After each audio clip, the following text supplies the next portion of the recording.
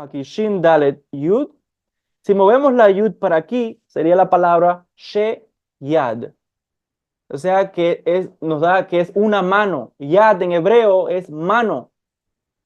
Esta es mi propia interpretación de esto. ¿Qué deduzco yo de esto? Que lo que conocemos como Shedin realmente son como una extensión o una mano al servicio de Dios, al servicio de la divinidad, y que Dios puede utilizar a estos espíritus para hacer su voluntad. Esa es la función que tienen. No hay nada que exista en este mundo, no hay nada que esté creado que no esté al servicio de Dios. Nada, incluso nosotros. Últimamente estamos aquí para la voluntad del Altísimo. Existimos porque fue la voluntad, el razón de Dios que existiésemos, si no, no existiésemos. Entonces, igual con todas estas entidades, Sheyat, como una mano, que es una mano, o sea, que están como extensión al servicio de Dios. Y les voy a poner un ejemplo muy sencillo. Lo encontramos en el Talmud. En el Talmud de Babilonia, saben que es uno de los textos sagrados de nosotros los judíos, toda una explicación no solamente de la Torá escrita, también hay muchos misterios en el Talmud, donde también hay muchísimas historias del tema de las posesiones, historias increíbles. Y una de estas historias, les voy a contar brevemente, para que vean cómo funcionan estos Shedim al servicio de Dios, aparece relacionada con Rabí Akiva. Ustedes sabrán, los que tomaron el curso anterior donde hablamos de la historia de la Kabbalah, recordarán que hubo una clase donde yo expliqué, creo que fue la primera o la segunda clase, yo explicaba que Rabí Akiva se le asocia en la tradición judía como uno de los grandes maestros de la Kabbalah. Rabí Akiva fue uno de los 4 que entraron al Pardés. ¿Recuerdan esa historia? Y nosotros sabemos que él se le debe el Sefer Yetzirah, se le atribuye a Rabí Akiva, y todos los conocimientos que tenemos en muchas áreas. Bueno, el Talmud habla de que, estamos hablando aquí en el siglo I, Roma estaba aplastando muy fuertemente el pueblo de Israel. Ya había ocurrido a este momento la destrucción del templo, ya había ocurrido la primera guerra judía contra Roma, y estaba a punto de explotar la segunda guerra judía contra Roma, que tuvo lugar del año 132 al año 135. Pero antes de eso, vamos un poquito antes, sucede de que el pueblo judío estaba pasando muchas dificultades y los rabinos de aquí en Jerusalén escogen a un shaliach, a un enviado, un apóstol, lo traducen en el griego, significa enviado, para que vaya a Roma, hable con el emperador para que afloje un poco. La situación en Judea es muy difícil. Hay mucha opresión, mucha violencia, taxes, impuestos. Roma está abusando mucho del pueblo de Israel. ¿Y a quién escogen para que vaya a Roma a hablar con el emperador? A Rabí Akiva. Ahora, ¿cómo Rabí Akiva podría reunirse con el emperador? No es tan sencillo. Es como que alguien vaya hoy, quiero hablar con el presidente. No es así tan sencillo, ¿verdad? Entonces Rabí Akiva no sabía cómo iba a hacerlo, pero fue de camino a Italia, a Roma. Y se nos cuenta que cuando Rabí Akiva está llegando, recuerdan esos caminos antiguos, no es como hoy, había que muchos eran a pies, andando, tomaba meses. Y se dice que en el trayecto para entrar a la ciudad de Roma, Rabí Akiva, que era un gran cabalista, vio que a la entrada de la ciudad había un demonio. Lo traduzco así, pero en realidad es la palabra un shedim, o sea, un espíritu.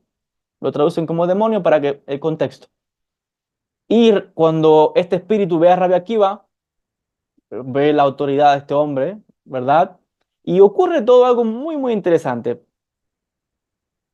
El espíritu quería algo de Rabbi Akiva, no recuerdo ahora bien qué es lo que quería, pero hacen como un trato. El espíritu le dice, mira, tú quieres ver al emperador y yo quiero que tú me ayudes con tal rectificación. Vamos a hacer lo siguiente. Yo voy a ir y voy a tomar posesión del cuerpo de la hija del emperador y voy a poseerla. Y el emperador va a buscar a exorcistas, magos, adivinos, no sé, médicos, para que la sanen y nadie va a poder curarla. ¿Y quién va a venir al rescate de la hija del emperador? Rabbi Akiva.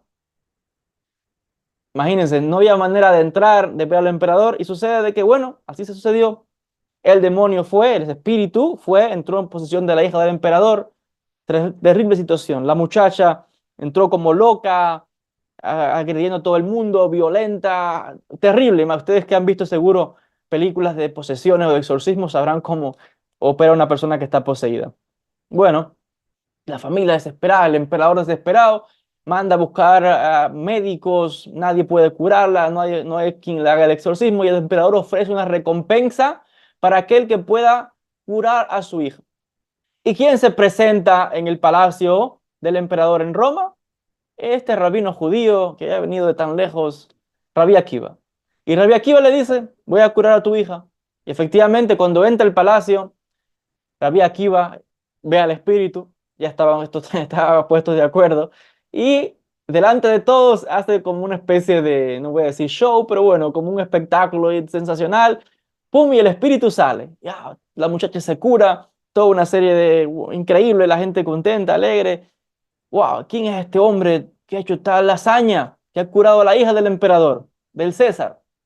Bueno, el emperador dice a Rabbi Akiva, pídeme lo que quieras, que te lo voy a conceder. Rabbi Akiva dice, sí, tengo una petición.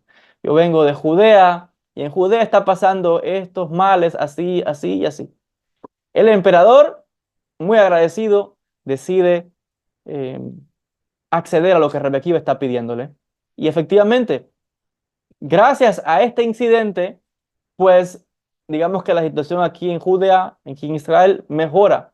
Entonces vemos que la divinidad, es probable que Dios, la divinidad, había asignado a ese espíritu justamente esperando a Rabbi Akiva a la entrada de Roma. Y fue gracias a la intercesión de ese ser que se produjo un bien, se logró un bien muy grande para el pueblo de Israel. Entonces, este es un ejemplo para mostrarles cómo lo que conocemos como un shed o shedim en plural puede ser benéfico o maléfico, depende de cómo opere. Pero yo quiero que ustedes saquen completamente esa definición que pueda tener quizás del cristianismo o de otras tradiciones donde se piensa que esto es malo. No, es verdad que muchos lo usan para el mal, eso es una realidad. Pero hay que entender que realmente son entidades que también están al servicio de la divinidad y que operan a favor de Dios. Les voy a citar un ejemplo.